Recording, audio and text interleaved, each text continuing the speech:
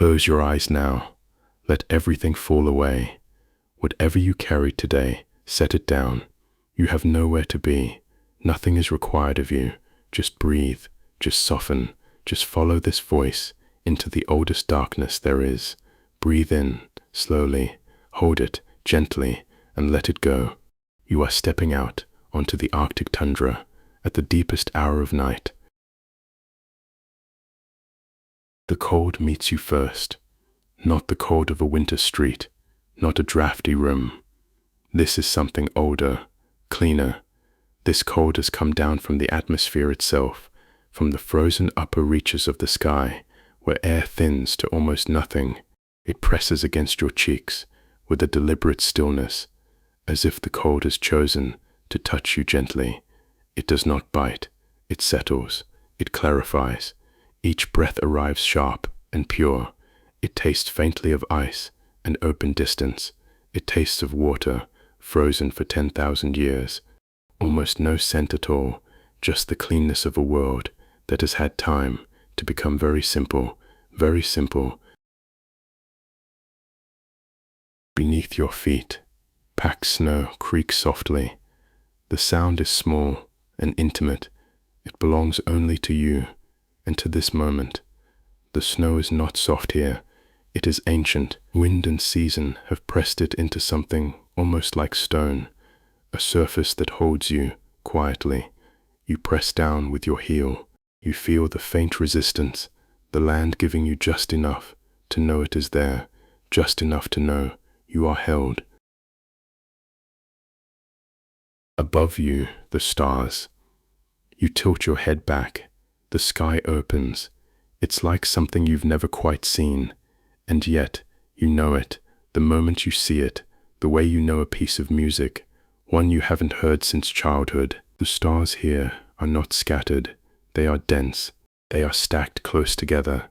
There are places where the dark between them is almost an afterthought, almost incidental, a residue left between the burning.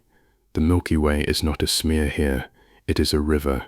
It is a road, a river of fire, arching from one horizon to the other. It casts its own faint glow down onto the snow at your feet. Even now, in the deepest dark, you can see it, the blue-white shimmer of the tundra, extending around you in every direction, flat and vast and silent. You have never felt so small, and yet, there is something in this smallness, something that is not frightening. You expected to feel exposed. You expected the enormity of the sky to leave you unprotected, fragile, the way it sometimes feels when you try to comprehend the distance between stars. But what you feel instead is something closer to relief, as if all the pressure of being a particular person in a particular place has simply been released, drained away by the honest immensity of what surrounds you. You are a small, warm thing on the surface of a cold planet.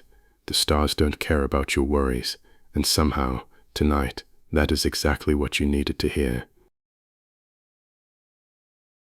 The silence here is total. You've heard silence before. The silence of an empty house, the silence of a library, the pause between songs. But this is something else. This is the silence of a landscape unchanged for millennia. It holds no memory of noise. There are no roads within 100 miles. No electric hum, no engine, nothing. Even the wind has gone still, as if the night itself has decided to hold its breath. And in that stillness, something extraordinary happens. You can hear yourself, not your thoughts. Those have begun to slow, but the sound of your own blood moving. The quiet machinery of your own body, the small whisper of air passing between your lips. You breathe out, a ghost of vapor rises from your mouth. It drifts upward and disappears into the dark. You feel as if you've given something back to the sky. The tundra stretches before you in every direction. To the east, the faintest suggestion of a ridge, a low, dark line against the stars. To the west, nothing but flatness and light. The snow holds the starlight, like a mirror holds a face. You turn slowly, taking in the full circle of the horizon. You understand something here, something you couldn't have understood in a warmer place. The Arctic is not a void, it is a presence. It presses back, it sees you. You are being held by something old. You stand there a long time, not moving, just breathing. The cold sits on your shoulders like a steady hand. The stars burn in their river overhead, and slowly you begin to feel it, the boundary between yourself and the night becoming less clear, as if the tundra breathes at your rhythm, as if the silence is not outside you, but inside you, moving outward, filling the space between stars. Think about how long this sky has been here, this same sky, these same stars, this same cold. People have stood on this tundra and tipped their heads back. They have felt this same vertigo for 10,000 years. The ancestors who knew this land, who could read the color of snow, they have stood here. They have felt this cold. They have let this enormous sky press down on them. They felt, as you feel now, the particular relief of smallness, the gift of being too small for worry. You are part of a very long line. The cold holds you in that lineage. The stars witness it. The tundra holds the memory of every footstep ever pressed into its frozen surface. It adds yours to the count and keeps it. Something in you lets go. It begins at the edge of your vision. You almost mistake it for a trick of the eye. A faint greenish brightening appears at the northern horizon, a shimmer so subtle you are not certain it is real. Then it moves, a slow, unhurried unfurling, like a curtain lifting in a room where there is no wind. The green rises and spreads. Then it begins to move in earnest. You understand. You are watching something alive. The Aurora Borealis fills the northern sky. It begins as a single arc. A pale green band curves, horizon to horizon. Its lower edge wavers, like the hem of a gown, in slow motion. The green is not a green you have seen before, not in any warmer world. It is its own color, electric and tender at the same time, a luminescence that seems to come from inside the sky itself, not from any source you can name. It lights the snow beneath with a faint, cold glow. You watch your own shadow appear, faint, ghostly, cast not by the moon, but by this ancient light. Then the colors begin to shift. A ribbon of blue appears at the edge of the green. It deepens, moving like a wave through water. Then a suggestion of violet, barely there, at the very top of the display, in the place where the sky is darkest, where the stars burn coldest. The curtain begins to ripple, to fold back on itself. Long vertical rays shoot upward toward the zenith, shivering, dancing, a movement unlike wind, unlike water, unlike anything you have a name for. It is the movement of something not quite matter, not quite light, something in between, something at the edge of what the world permits. You know the old understanding. The lights are not just lights. They are the spirits of the ancestors, the dead who have gone before, not lost, not gone, present, playing their ancient games in the sky above the ice. This is not a story told to comfort children. This is what the sky looks like when the dead are near, when those who loved this land are near, when those who walked this tundra and breathed this cold air continue to move, continue to dance, in the only way available to them now, as light, as motion, as color folding through the upper atmosphere. They are playing, they are joyful, they are here. You watch, and you feel something unexpected. Comfort. You thought you might feel awe, and you do feel awe, the kind that hollows you out and fills you back up. But under the awe, there's something gentler. The ancestors are overhead. The people who came before, who knew this cold, this silence, are present, who looked up at these same stars, are present. They didn't disappear. They became the light. As you stand here, looking up, you feel yourself held in a continuity so long, it has no beginning. A chain of people who breathed this air and survived, who built warmth in the cold, who found joy in the dark, who kept the knowledge of this place alive inside them, and passed it on, generation to generation, down through the long centuries, until the light of their lives became the light in the sky. The aurora pulses, it brightens, then gentles.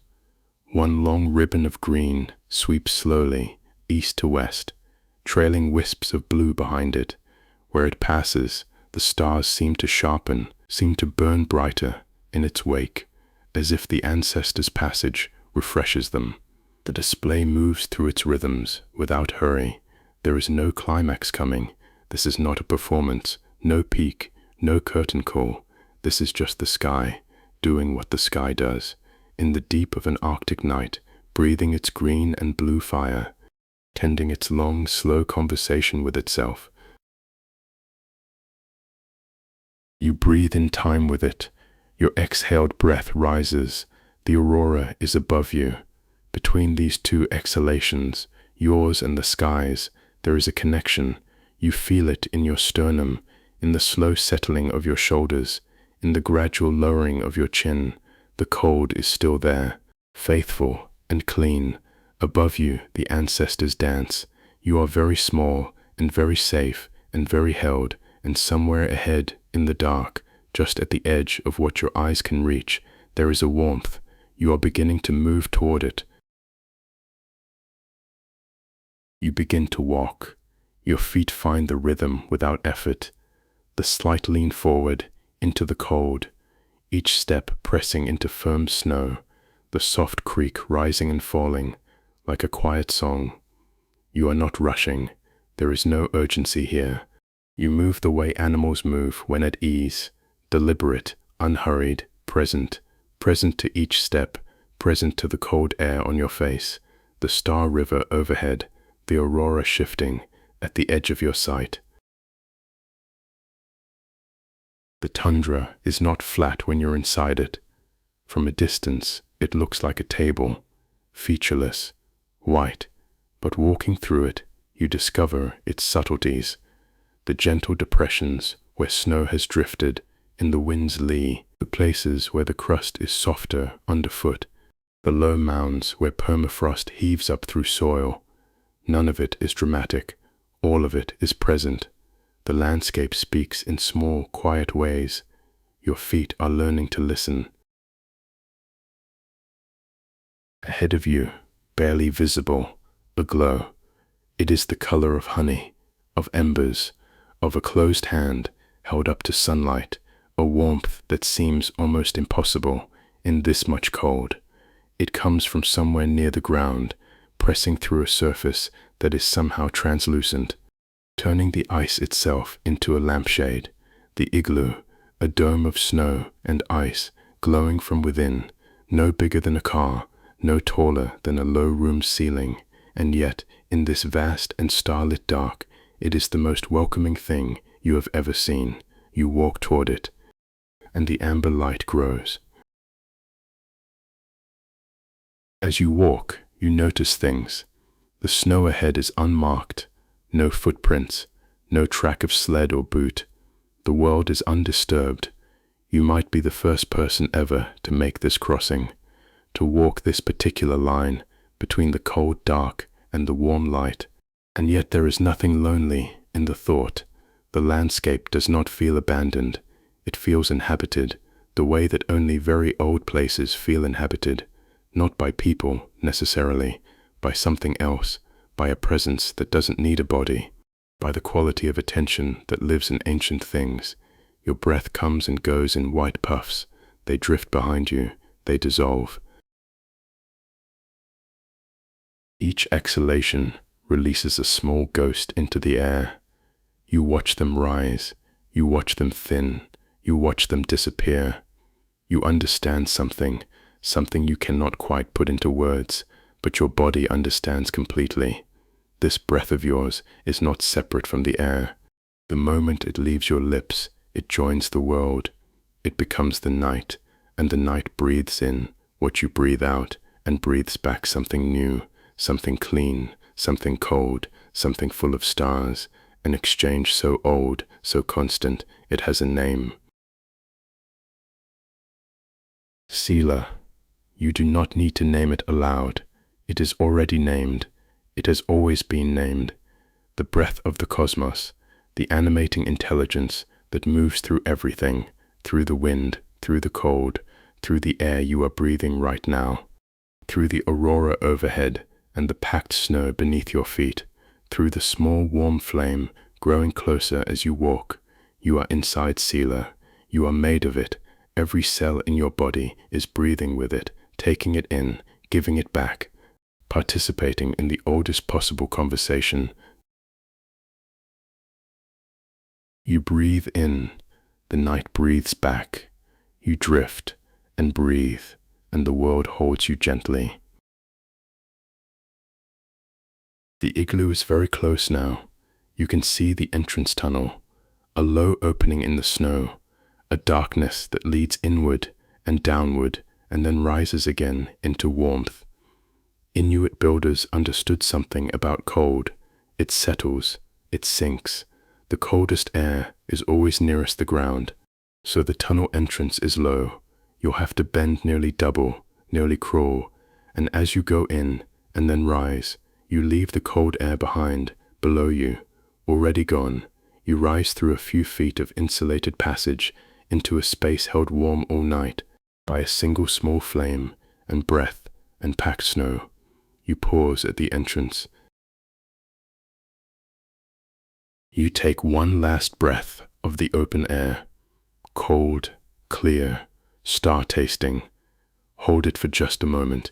Feel the fullness of the tundra behind you, the aurora still moving overhead, the ancestors still at their play. Then you lower your head and step through into the dark. Your feet find the packed floor. You move forward through the brief cold passage, just a few steps, just a moment of dark. Then the tunnel rises, you rise with it, and warmth touches your face, like a hand. The warmth is almost a sound. It wraps around you, the moment you straighten up. The dome holds you now. This isn't the sharp warmth of radiators and furnaces. It is softer than that, older. It is the warmth of accumulated breath, the warmth of melted tallow, ice, convinced by patience and design to hold heat. It holds the heat of a small living flame. That flame pushes back, gently, against the cold outside. This is the warmth of shelter, of something built carefully, with knowledge of the cold, built with respect for it, built by hands that understood what was needed, hands that knew how to provide it. The igloo is a single round room. The dome curves above you, smooth and pale. The ice blocks fit together in a rising spiral. They lock themselves shut at the crown, with one final shaped piece. No binding is needed. The weight and the curve hold themselves in place. Geometry does the work.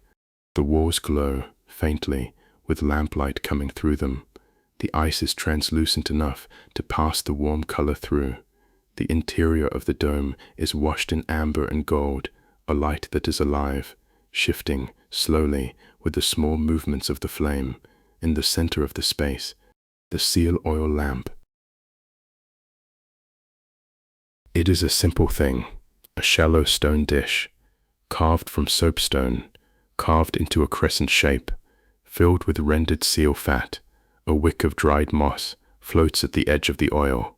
It burns with a flame no larger than your thumb, a flame that barely moves, barely flickers, and yet it has kept this space livable, livable through the long Arctic night. The smell of it is animal and rich, the smell of fat burning, the smell of something that was once alive, being consumed, in the act of keeping other lives warm. It is not an unpleasant smell. It is the smell of survival, the smell of the compact between the animals of the sea and the people of the ice. That compact is held for 10,000 years. You settle onto the sleeping platform. It is raised above the floor. The colder air stays below. The warmth pools where you rest. The platform is covered with caribou skins. The fur is dense and deep and impossibly soft against the backs of your hands. You press your fingers into it. You feel the individual hairs, each one hollow, each one trapping a small column of air, a small, still, insulating air. The skins are layered, one fur side down against the ice, one fur side up for you to lie against.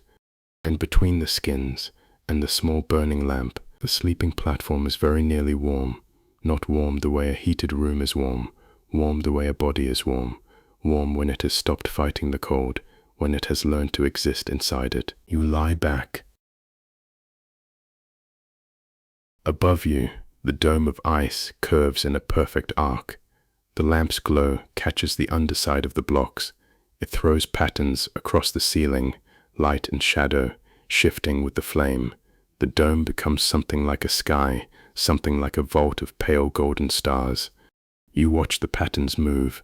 You feel the warmth seeping into your back, into your legs, your shoulders. The cold that pressed against your face outside is very far away.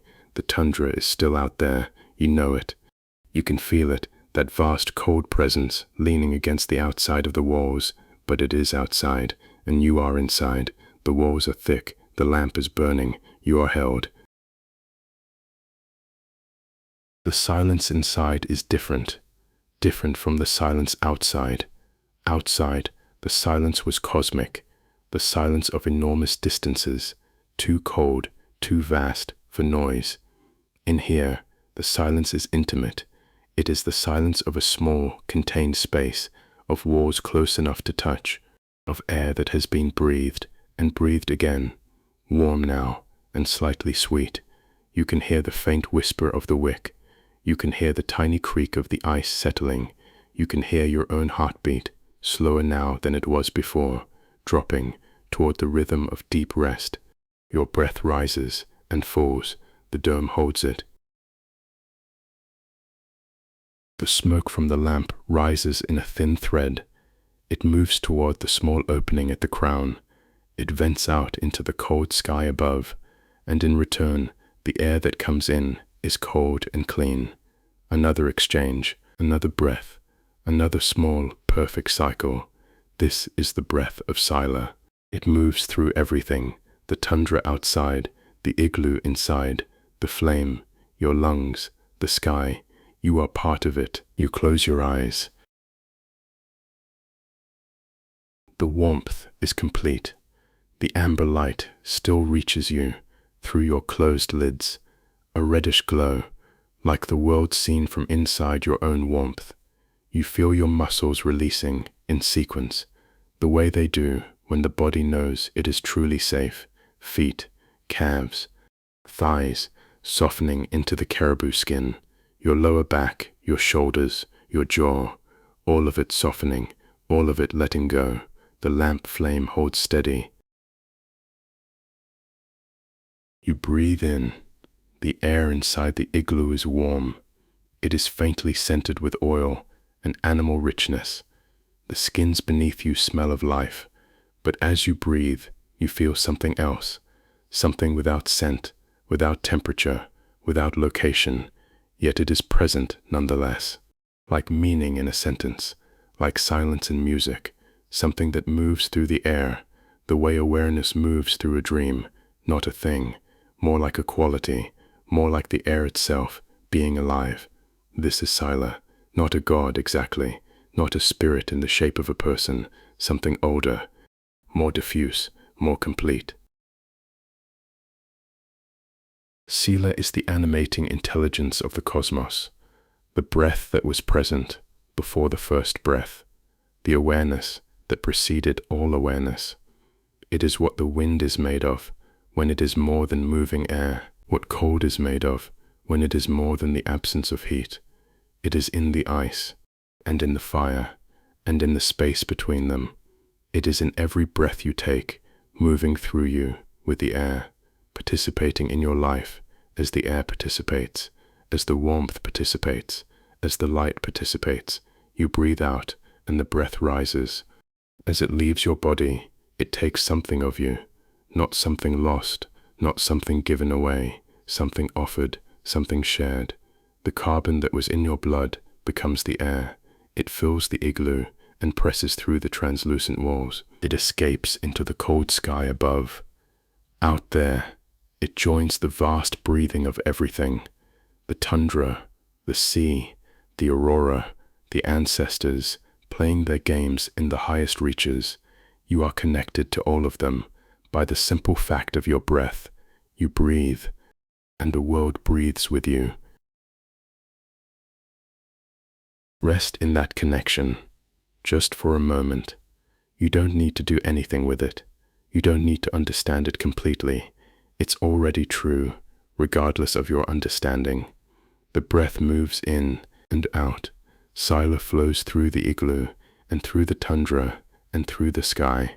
You are one small, warm node in a network so vast, so old, it predates the first human who looked up at these stars.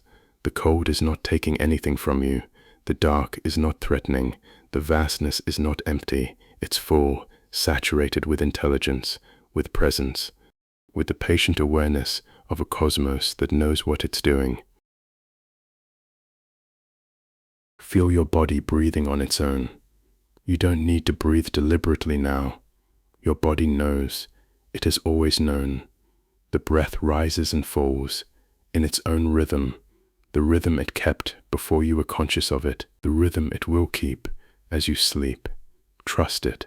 Let it go. The lungs fill and empty, fill and empty, participating in the great exchange of Sila, without any instruction from you, without any effort. This is what rest means here, to trust the breath, to let the body do what it knows to do, to stop managing. The lamp flame breathes too. You watch it with soft eyes, the small orange tongue of fire at the edge of the wick, the way it moves, in some draft so slight you cannot feel it, leaning and recovering, leaning and recovering, like a living thing in a gentle current. The light it casts on the dome above you shifts and settles and shifts again, never twice exactly the same, always moving within its small range, a heartbeat of fire, a slow pulse of warmth. You breathe with the flame. In, the dome above brightens slightly. The shadows deepen at the edges. The air entering your lungs is warm and close. Out, the flame leans a little toward you, as if it knows your exhale. The light softens. The shadows at the edges of the dome rise, just a fraction. In and out, the lamp and the lungs, the flame and the breath. Sila moving through both of them, through the air between them, through the walls and the tundra and the sky, through everything that has ever breathed, through everything that breathes right now, in this moment, everywhere at once. You are very still. The caribou skin is warm beneath you. Your arms rest at your sides, heavy and soft, the hands open, uncurled, the fingers slightly apart, as if receiving. The dome of the igloo curves above you, like a sky made small and warm and yours. Just this lamp, just this breathing. Outside, the aurora moves, the ancestors play, the stars burn, and here, inside the oldest shelter, you breathe with Sila and feel yourself becoming very quiet. There is nothing required of you in this exchange. Sila does not ask. It moves through you the way rivers move through channels, not because the river chose the channel, not because the channel invited the river, but because this is what happens when water and earth meet. At this particular angle, in this particular landscape, you are the channel, Sila is the river, and the river is flowing right now, with each breath, in and out, back into the world, and then returning. Let it move through you, without comment, without analysis, without trying to hold on to the feeling of it, or describe it to yourself. The feeling of it is the breathing, that is all. The breathing is the whole of it, in and out. The lamp burns, Sila moves.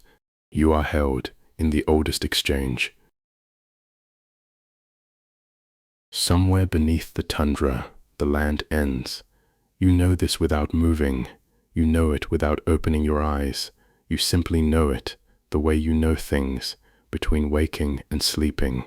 Knowledge arrives not as information, it arrives as understanding. Somewhere to the north, not far, the tundra gives way to sea ice. A frozen ocean stretches to the horizon, and beyond, miles and miles of ice, formed over water so cold it is almost willing to become solid, almost eager for the stillness of freezing. The sea ice is not the same as land ice. It moves, it breathes in its own way, cracking and refreezing, pressing together in ridges, falling apart in open dark water, never entirely still, never entirely free, and below it, in the deep. Below the ice, the sea is dark, cold, immense. The water at depth is near freezing, but not frozen. The salt keeps it liquid, at temperatures that would turn fresh water to ice, and in that dark, cold water, very far below, everything is still. The pressure there is enormous. The light is nothing, and yet the deep is not empty.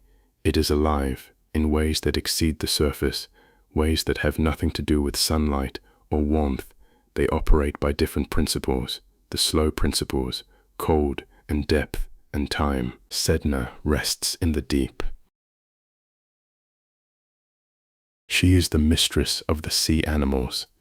She is the one from whom all the creatures come, all the creatures of the Arctic Ocean. They descend from her, they return to her. She is vast, she is patient, she is not a person, the way you are a person. She is something larger, something older, more like the sea itself, given a face, more like the generosity of a cold ocean, given a name. Her hair floats in the slow currents. Far below, the ice moves overhead. The sea creatures move among the strands of her hair, the ringed seals, the bearded seals, the beluga whales moving in their pale, silent processions, the narwhals with their spiral tusks turning through the dark water.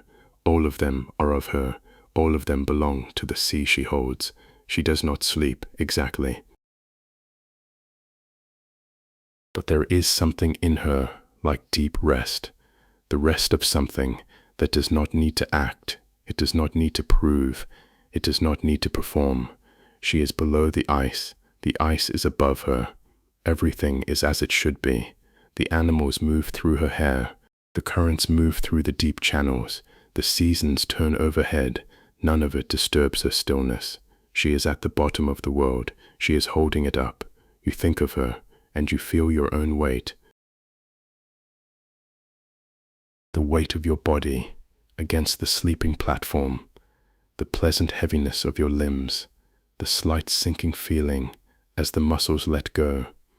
All the small contractions they have been keeping all day, letting go now.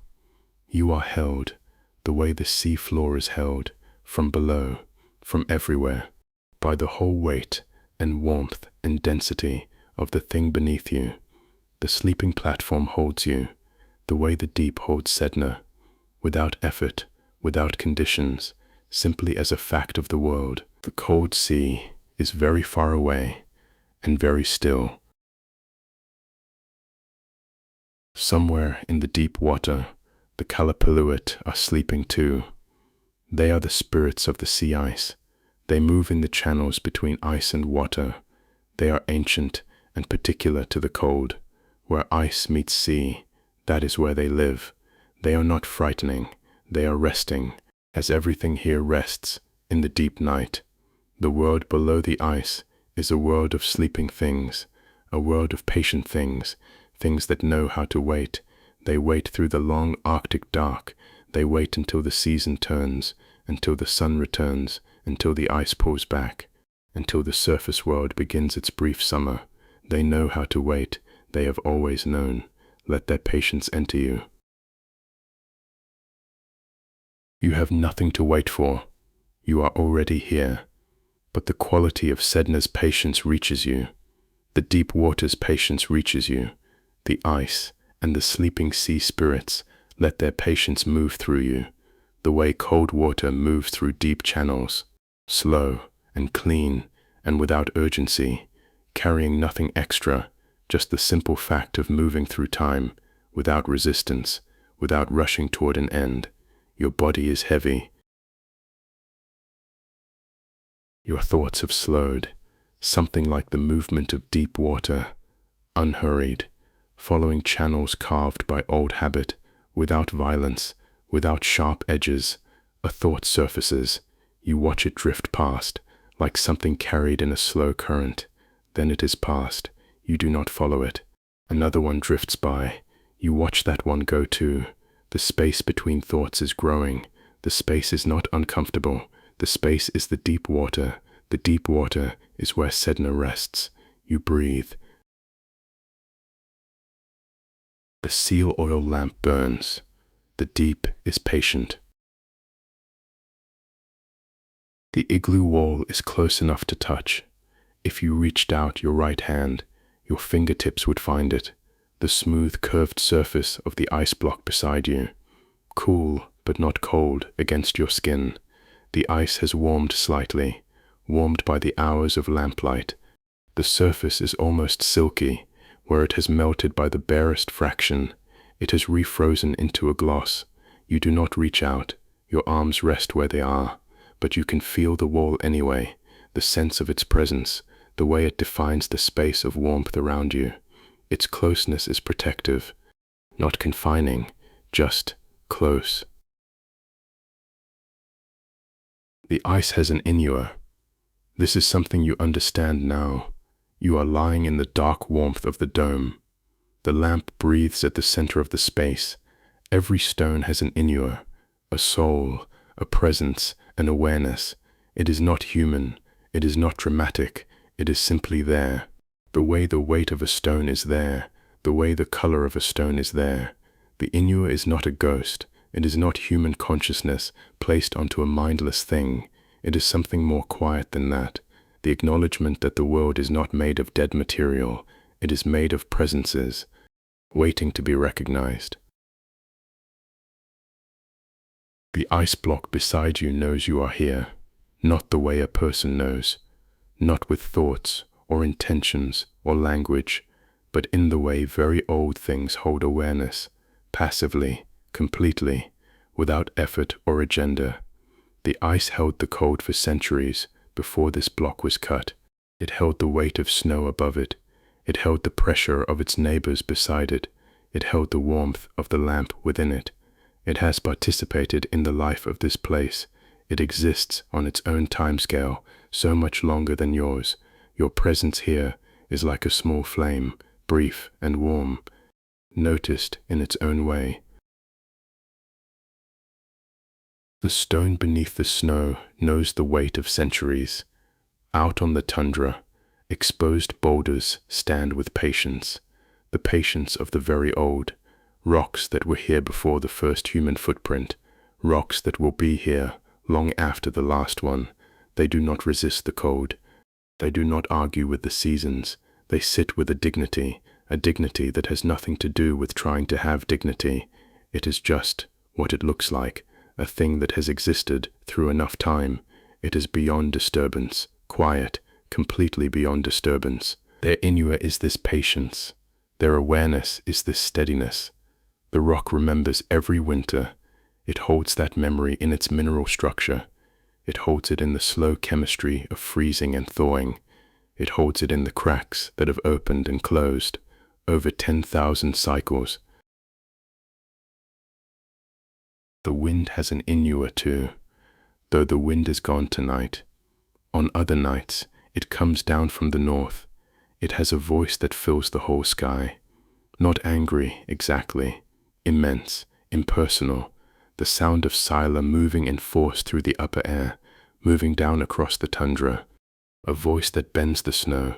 It presses against the igloo walls. It makes the lamp flame lean, hard, to one side. The wind Inua is not peaceful, but it is not hostile. It is simply what happens when Sila chooses to move quickly, when the atmosphere develops opinions. When the world decides to remind you of its scale, tonight the wind is at rest. Tonight its Inua is quiet, present but not speaking, content to let the cold air lie still on the surface of the tundra, content to feel the stars press down from above. Even the Aurora has an Inua. The ancestors who play there are the human part of what is happening in the upper atmosphere. But under that human meaning, there is something else, something older than any human understanding. The aurora is the sky alive. It is the marriage of the sun's exhaled particles, the earth's sheltering field, visible to the eye, visible as color, as motion, as beauty. Its Inua is this: the sky is not a backdrop, it is a participant, not an emptiness above the story, a story itself, continuous and brilliant, ongoing, whether or not any human eye is lifted to receive it. You feel all of this from within the igloo. You don't see it, your eyes are closed, but it is present anyway, the way dreams are present even when you are not quite dreaming, at the edges, in the peripheral vision of awareness, in the body's deep sense that it is inside something larger than itself. The ice around you, the snow above you, the tundra extending in every direction, the sea beyond the tundra, the deep below the sea, all of it aware in its own way, all of it holding its own presence, none of it needing anything from you, all of it willing to hold you here, hold you in perfect stillness, for as long as you need. The lamp flame is very steady now. The oil is sufficient. The wick is trimmed just right. There is no draught. The flame stands straight and still. The light it casts on the dome above you, it does not waver. A warm and golden constancy, something you could watch forever. Perhaps you have been watching forever, and now you watch without quite watching, eyes closed, but the warmth reaches you, the color reaches you through your lids, through the air, through Sila, through everything. The Inua of the lamp is this: warmth kept alive in the cold. Something shifts at the edge of awareness. You are not alarmed. It is not that kind of shift. It is more like the quality of silence changing, deepening. If silence can deepen, the night becomes more weighted, more present in one direction. The night is paying attention to a particular place. You notice it the way you notice when a sound is stopped, not by hearing the absence, but by the way the air holds it. The tundra outside has simply been there, simply present. Now it becomes, briefly, attentive.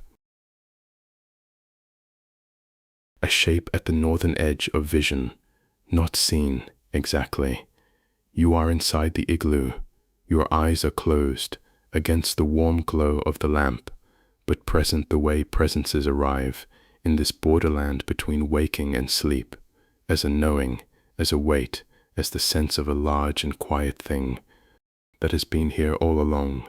You are only now noticing, white, still, immense in the way that very large animals are immense, not through aggression, not through urgency, but through the simple mass of themselves, through the density of their presence, through the way they make the space around them matter. Nanook is at the horizon. The great polar bear. Not any particular bear, not a creature that eats and hunts and sleeps, but the spirit bear, the guardian bear, the oldest form the bear has ever taken. He stands motionless on the ice beyond the tundra, white against the white snow, visible only because of the depth of his whiteness. His whiteness is somehow whiter than the snow, more completely white, as if whiteness in him is not an absence of color, but a presence of something light does not carry. He is not moving, he is simply there, present. He is not threatening. This is the first thing to know, the most complete thing. There is no threat in his presence. He is not hungry, he is not curious, the way a predator is curious. He is something older and quieter than hunger or curiosity. He is guardianship, the form that protection takes. It has been in the landscape long enough to become the landscape. He stands between you and the north, between the igloo and whatever the deepest darkness contains. His standing there is not a barrier, it is a blessing, a large, white, still blessing at the very edge of the world. You breathe slowly. The lamp is warm. The skins are soft beneath you. Outside, Nanook stands at the edge of the world, white and patient, ancient. You feel his presence the way you feel the walls of the igloo, not by thinking about them, but by their simple, factual nearness, the sense of protection that requires no attention.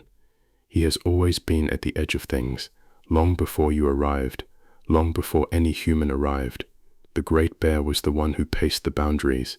He made them safe by his patrolling, by his presence, by his enormous willingness to stand in the cold. The cold is coldest there, and still he stands, simply being what he is. A moment passes. And then, without drama, the shape at the horizon is gone. Nanook has moved into the dark, not disappeared, not gone, but moved beyond the range of seeing, beyond the borderland, back into the deepest north, where the ice never melts, where the night is half the year, where bears walk alone in a silence that has no name. He carries no grudge. He owes you nothing. You owe him nothing. His presence was a gift. His departure is the completion of the gift. The way a blessing is complete, when it has been given and received, the giver moves on, the tundra returns to its simple silence. The Aurora has been there all this while, at the edge of awareness, moving gently in the upper sky. You feel it more than see it, a faint shift in the quality of light. It filters through the igloo walls, green and blue, tinting the amber of the lamp's glow. The ancestors, still at their game overhead. Nanook, gone into the deep north. The sea, quiet below its ice. Sedna, resting in the deep water. All the presences of this landscape, settling into their places. They arrange themselves around you, here, where you lie still. Inside your dome of ice and warmth and lamplight, you are held by all of it. Not trapped, not pressed upon, held the way a sleeping child is held, by warmth, by proximity, by the simple fact of presences that know you are here, that wish you rest. The greatest darkness of the Arctic night is also the greatest safety. The cold that could be deadly also preserves, also protects. It makes necessary the warmth. Nanook at the edge of things, the ancestors in the sky, Sedna in the deep, and here you are in the middle of it all, breathing, warm, held. The aurora comes in again, from the north. You feel it before you see it. The igloo walls shift in quality. The amber glow takes on a cool tinge. Faint greenish light presses through the translucent ice. It lays itself over warm gold on the dome above you. The ancestors are playing now. Their light brightens. Green and blue curtains swell across the high sky. The waves move faster than before. They reach further toward the south. Vertical rays shoot upward, where the atmosphere thins to nothing. Stars adjust themselves again, unfiltered, burning. The light through the igloo walls pulses and shifts. You lie still. You watch the dome above move through its colors. Amber from the lamp, green from the aurora, flickers of blue at the edge, a brief moment of white. When a bright ray passes directly above, all the colors converge. It is like lying at the bottom of a shallow pool. Light plays across the surface. Ripples and refractions make the ceiling a living thing, a sky that is also inside, intimate, close enough to reach. You do not reach. You let it come to you. This light is made of ancestors and lamp oil and high cold air. You receive it as you receive warmth, passively, completely, without question. The ancestors are joyful. Their joy is not like human joy, not loud, not urgent, not in need of anything. It is the joy of things that have completed all their urgency. They have arrived at the other side of it. Joy is not relief there, not satisfaction. It is simply the natural state of light, moving through a high, cold sky. They have played this game for a long time. They know its rhythms. They know when to surge and when to still, when to send the curtains high, when to let them settle back to the horizon. They are not performing for you. They are simply doing what they do. You happen to be here. You receive the gift of it. Your rest and their play overlap in this moment, this night, this dome of ice. The display builds. For a time, you cannot say how long, because time has become a very loose thing. The aurora fills the entire sky. Not just the north, overhead, everywhere, the dome of sky, lit from within, like a paper lantern, green and blue, and occasional violet, moving in all directions at once. Rays shoot from every point of the compass. They rise toward the zenith. They converge there, in a coronet of light, directly above. If you were outside, you would turn slowly in the snow, head tilted back, trying to take in the whole of it. Your breath would rise in small clouds. Your eyes would not be able to settle. Beauty is everywhere. The eye does not know where to rest. Inside, the dome above you becomes the sky. The light through the ice walls is bright enough now. You could almost read by it, almost. But reading does not belong to this moment. The lamp's amber flame is nearly lost, lost inside the green and white glow. Shadows that used to define the ice above you have softened. The dome seems to expand. It seems to open upward, towards something larger, towards something with no ceiling but the sky. You feel it in your chest, a lifting, not the lifting of excitement, not anxiety. The lifting of something held very tight for a very long time, releasing now, in the presence of so much beauty. Your chest expands a little more than usual. Your throat softens. Your eyes, closed, feel the pressure of light on them. They welcome it. The way the body welcomes warmth, by turning toward it, by opening. And then the aurora begins to gentle, slowly, without announcement, the way a conversation quiets when everything important has been said. What remains is the comfortable silence of having been together. The curtains draw back toward the north. Vertical rays shorten, settle, dissolve. The coronet at the zenith dims. Light pulls back from the south, from the west. It condenses again into the north, where the display began. The green softens, pale now, barely there, a suggestion rather than a declaration. The blue disappears first. The violet has been gone for some time. What remains is a faint horizon glow, the aurora at rest, the ancestors settling into something slower, quieter, the game winding down towards something like sleep. The dome above you returns to amber, just the lamp again, just the small, faithful flame at the center of the igloo. It casts warm and steady light across the ice. The dome curves above you in its perfect arc. You can see the individual ice blocks again, fitted together in their spiral, each one slightly different, each one part of the whole. Shadows are back at the edges. The ceiling is close and curved and golden, and yours. The ancestors have settled. They are still up there, still present in the high cold air, but quieter now. Their play has become something more like rest. Their light is dimmed to a slow pulse. You could see it from outside, but it does not press through the igloo walls. They played well tonight. They will play again on other nights, other winters, through all the dark seasons still to come. Tonight they are settling. Tonight they are becoming the slow northward glow, the gentle pulse of remaining light, the aurora at rest, and you breathe, slower now, longer now, each exhale a little longer than the last, the lamp flame perfectly still. The lamp burns lower, not extinguished, not failing, just settling into its deepest rest. The flame draws from the last oil slowly, patiently.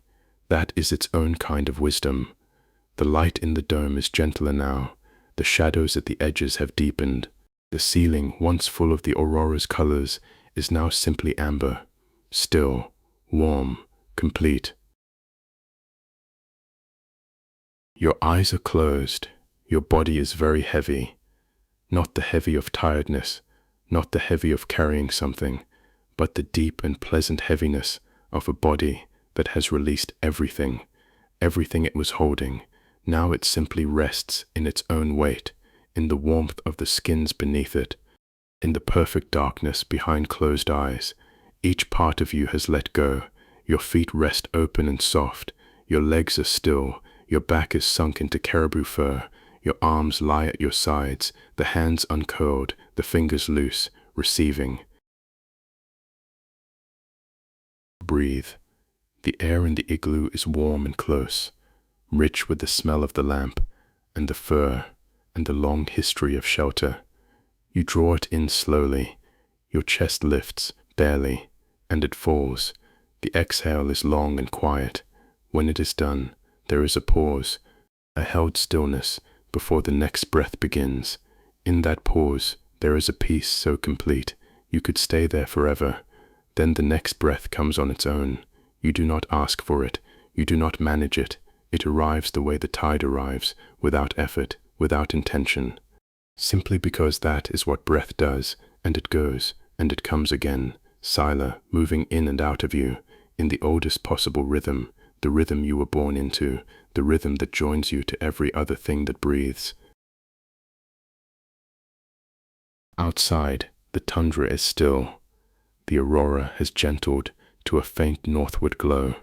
The stars burn in their river across the sky. The snow holds its blue-white shimmer in the starlight. Nanook is somewhere in the deep north, his white shape moving through the darkness, on business that is entirely his own. Sedna rests below the ice. The sea breathes its slow cold breath beneath the frozen surface. The color pileate are still in the channels between ice and water. The Inua of the stones and the snow and the ice are present, patient, aware. All of it is still. The drum echoes, somewhere very far away, far enough that you cannot tell if it is real, or memory, or dream. The sound of a drum, a slow rhythmic beat, deep and resonant, the sound of a hand striking taut skin, one beat, then another, the rhythm of human gathering, the rhythm of stories told at the fire, of songs passed down through generations, of the community that gathers in the dark to keep the dark from being lonely. One beat, then another, then silence.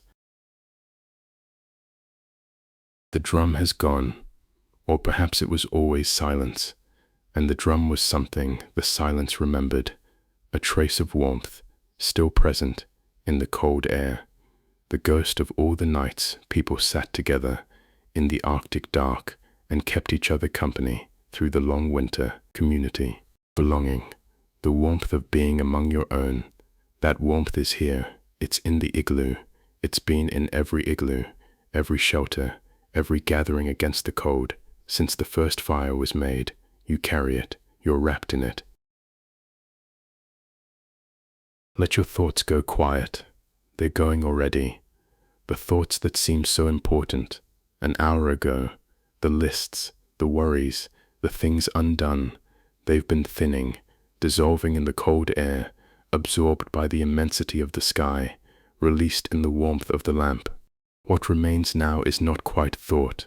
What remains is closer to deep water, slow, cold in the sense of having no urgency, carrying things gently, without effort, moving through channels so familiar they need no navigation.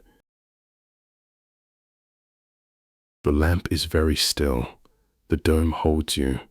You're inside the oldest shelter. The ice holds the warmth the lamp has made, and is making still. It holds it against the enormous cold outside, with a patience that asks nothing of you, requires nothing, only that you let it hold you. The walls are close, the ceiling curves, the flame is steady. Outside the cold, inside you. Breathe. Your thoughts are images now, not words, not worries, images that drift past without catching. The river of stars, the green curtain of the aurora, the amber glow through the igloo wall, the white shape at the horizon, that was Nanook, the deep cold water where Sedna rests. These images move through you, the way the tide moves through shallow water, without force, without purpose, beyond their own movement. Let them move. You do not need to hold them. You do not need to follow them. They'll return when you wake, transformed by sleep into whatever sleep makes of the things we carry. For now, they're dissolving. For now, they're joining the silence expanding outward from the center of your chest, filling the space between your thoughts, filling the space between heartbeats. The heartbeat is slow, slower than it's been all day, slower than the drum you heard, or remembered, or dreamed. It settles toward a rhythm, almost geological in its patience, the rhythm of something that has been beating for a very long time and will continue, and has no interest in speed. The flame, still, your breath, long, slow. The tundra breathes, the stars hold their places, the ice holds its warmth. The seal oil lamp burns its small, faithful fire. The light it gives is warm and amber and constant. It touches the curved dome above you and makes it glow. The glow is the color of held warmth, the color of amber, the color of lamplight through ice, the color of the inside of your closed eyes. The warmth is everywhere. There is no boundary between you and the warmth, no edge between your skin and the air that holds you. Breathe. The flame leans, very slightly, to the right, then back, then still. The oil in the lamp is deep and sufficient. The wick burns clean. The smoke rises in its thin thread through the vent at the crown, and outside, that thread of smoke joins the cold air and disperses into nothing. The stars are still burning. The aurora is a faint glow at the far northern edge of the sky. The world is exactly as it should be. You are sleeping. You're already sleeping. You've been sleeping since the drum faded, since Nanook turned and moved into the dark, since the aurora gentled. You're sleeping in the oldest shelter, in the deepest dark, on the edge of the frozen sea, in the vast breathing silence of the Arctic night, and you're warm, and you're held. Every ancestor who has ever slept in this cold and this dark has slept like this, has felt this warmth, has felt this held, has released into sleep the way you're releasing now, the way the smoke releases into the cold air, the way the breath releases into Sila, the way everything releases eventually into the enormous, patient peace of the world. The flame holds very still. The dome holds its warmth. The darkness holds its stars. You sleep. You are almost there, just here, just breathing. The dark is soft around you, still, only still. The cold is far away now. You drift, and the world grows quiet, quieter, quiet. The stars are very old, and they have watched over sleepers before. They are watching now. You are small here, and that is fine. The dark holds you gently. You breathe, and the night is kind.